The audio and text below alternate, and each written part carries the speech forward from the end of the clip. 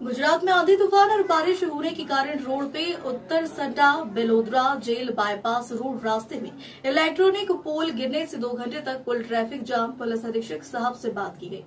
कितने समय से रास्ते में इलेक्ट्रॉनिक पोल गिरने से रोड पर पेड़ गिरने से ट्रैफिक पुल जाम। हमने पुलिस अधीक्षक से बात की है तो उन्होंने हमको ऐसा बताया कि शाम को 7 बजे उन्होंने इलेक्ट्रिक कर्मचारी अधिकारी को फोन किया। रास्ते में इलेक्ट्रॉनिक पोल गिरा हुआ है और झाड़ गिरा हुआ है, पेड़ इसको साइड में कराकर रास्ता चालू किया जाए। 2 घंटे तक कोई भी अधिकारी मौके पर नहीं आए। फुल ट्रैफिक जाम होने के कारण सभी यात्रियों को रिटर्न वापस आना पड़ा।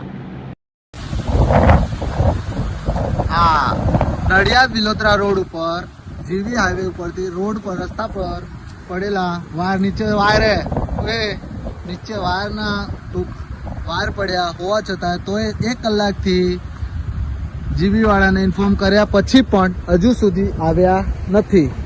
આ ટ્રાફિક પોલીસ વાળા આઈને ઊભા છે તોય પણ એમનું કોઈ ભાન નથી। રસ્તાના ઉપર પડેલા વાયરના મેન લાઈનના વાયર પડ્યા હોવા છતાં પણ તોય કોઈ આવતું નથી। हाँ सर, कितने बजे से आए सर? ये कितने बजे से आप फोन किए हैं?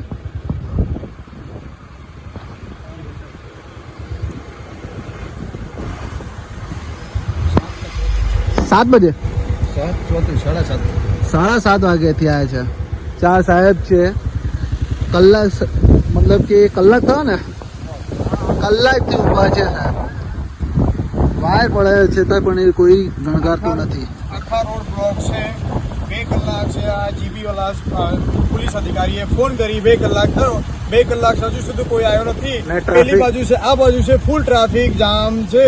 અમે સરકાર છે નિવેદન કરીએ, જીબી વાળા છે આઈને આ રોડ ઓન ધ સ્પોટ અત્યારે ખોલવામાં આવે તો સારું છે, કેમ કે ફૂલ ટ્રાફિક જામ છે। ઓકે।